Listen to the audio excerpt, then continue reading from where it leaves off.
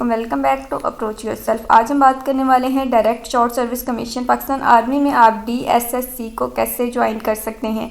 देखिए, अगर आप ग्रेजुएट हैं और आपका पैशन है मुल्क की खिदमत करना तो ये मौका आपके लिए है। इस वीडियो में हम बात करेंगे DSSC होता क्या है, कौन अप्लाई कर सकता है, क्या प्रोसेस है और किस तरह अप्लाई किया जाता है और इसकी तैयारी कैसे होती है। तो चलें शुरू करते हैं। सबसे पहले इसको स्टार्ट करने से पहले मैं आपको थोड़ा सा इसका बेसिक इंट्रो दे दूं।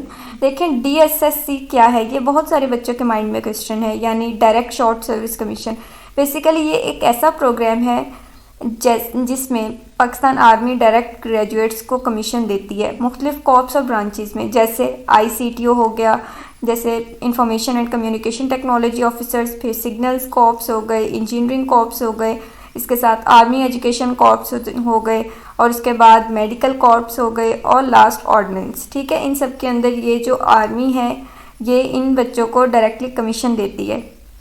ये उन लोगों के लिए होता है जो ऑलरेडी अपनी ग्रेजुएशन कंप्लीट कर चुके हैं और चाहते हैं कि आर्मी का हिस्सा बनकर एक ऑफिसर की तरह सर्व करें।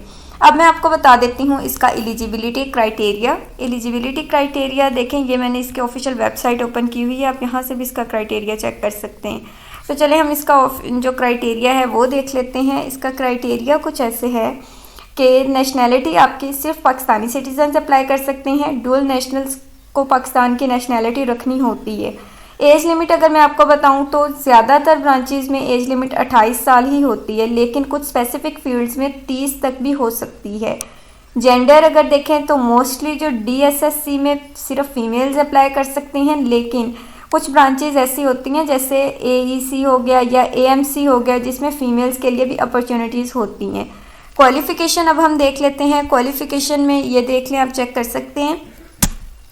जो क्वालिफ़िकेशन है इसके लिए ये है कि ICTO ब्रांच, ठीक है, जिसमें BS या BE जिन बच्चों ने किया हो सॉफ्टवेयर, IT या टेलीकॉम में, वो ICTO में कर सकते हैं। Education corps MA MSc relevant subjects में होना चाहिए। इसके साथ मेडिकल कॉर्प्स में MBBS BDS या PMC रजिस्टर्ड हों और इंजीनियर्स वाले BE, अगर आपने इंजीनियर्स में करना है तो इसके लिए BE होना चाहिए आपका सिविल, इलेक्ट्रिकल या मैकेनिकल में। ठीक है, और मिनिमम इन सब के लिए जो CGPA है वो उन्होंने बताई हुई है कि 2.5 होनी ज़रूरी है। ठीक है, या 60% मार्क्स हो तो भी आप कर सकते हैं। बाकी यहाँ पर इसके बारे में फ़र्दर बताया हुआ है, अगर कोई बच्चा जिसने MPhil किया हुआ हो, MS किया हो या PhD की हुई हो, उसको ऑब्वियसली प्रेफरेंस दी जाएगी। ठीक है, अब उसके बाद हम देख लेते हैं इसके बारे में कि जो है इसका सिलेक्शन प्रोसेस क्या होता है। बेसिकली इसका सिलेक्शन प्रोसीजर कुछ इस तरह से है कि सबसे पहले इसकी ऑनलाइन रजिस्ट्रेशन होती है, जो कि आपने ज्वाइन pakistanarmy.gov.pk पे जाकर रजिस्टर करना होता है।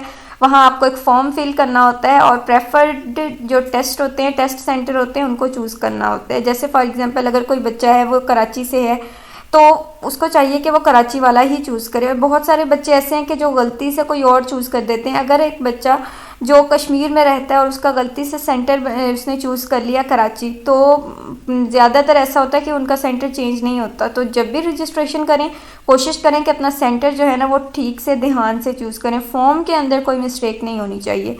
उसके बाद है इनिशियल टेस्ट, ये कंप्यूटराइज टेस्ट होता है जिसमें वर्बल इंटेलिजेंस होती है, नॉन वर्बल्स होते हैं और एकेडमिक MCQs होते हैं।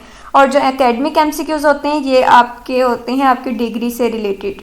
उसके बाद है फिज़िकल टेस्ट जिसमें 1.6 किलोमीटर रनिंग होती है और उसके बाद जो कि आपने करनी होती है 9 मिनट्स में। पुशअप्स होते हैं, सिटअप्स होते हैं, चिनअप्स होते हैं, 2 रिपीटिशंस इन 2 मिनट्स। ठीक है, उसके बाद अगर मैं आपको बताऊं इसका इनिशियल मेडिकल, देखें इनिशियल मेडिकल के अंदर ये चीज़ होती है कि आर्मी सेंटर पे बेसिक मेडिकल होता है, हाइट, वेट, आई साइट एक्सेट्रा। और इंटरव्यू में GHQ या ISSB स्टाइल का पैनल इंटरव्यू होता है और फाइनल सिलेक्शन होती है GHQ में, यानी सब फेजेस क्लियर करके फिर फाइनल मेरिट आपका GHQ में डिसाइड होता है। उसके बाद है जी, अब आप लोग पूछ रहे होंगे कि इसके लिए क्या करना चाहिए, क्या इसके लिए जो है वो इसके लिए मतलब कैसे इसकी सिलेक्शन आसान हो सकती है। क्योंकि बहुत सारे बच्चे ऐसे हैं कि जो ये समझते हैं कि आर्मी के अंदर तो वही लोग सिलेक्ट होते हैं जिनके पेरेंट्स आर्मी में हों या जिनके कोई जो हैं वो रिलेटिव्स वो हों वहाँ पर आर्मी में। तो ऐसा कुछ नहीं होता, ये सिर्फ हमारा मिसकंसेप्शन है। और हाँ, एक और चीज़ वो ये भी कि वहाँ पर रिश्वत चलती है। देखें, ये आपको वही लोग बताते हैं रिश्वत चलती है या ये वो, जो भी आपने सुना हुआ है सिर्फ वही लोग आपको बताते हैं जो खुद वहाँ पर नहीं होते। ठीक है, अगर आप अपनी मेहनत पर जाएंगे तो ही आपको समझ आएगी कि वहाँ पर रिश्वत चलती है या क्या होता है, और जो लोग ऑलरेडी वहाँ पर हैं आप उनसे पूछिएगा। अब मैं इसके लिए आपको इम्पोर्टेंट टिप्स अगर बताऊं तो अपनी डिग्री से रिलेटेड एकेडमिक नॉलेज स्ट्रॉन्ग करें, डेली रनिंग और फिजिकल फिटनेस रूटीन में शामिल करें, और जो इंटरव्यू है उसके लिए सेल्फ कॉन्फिडेंस और कम्युनिकेशन स्किल्स पर काम करें, जनरल नॉलेज और पाकिस्तान स्टडीज़ को अच्छी तरह मुताला करें, और इसके साथ इंग्लिश स्पीकिंग और राइटिंग स्किल्स को इम्प्रूव करें।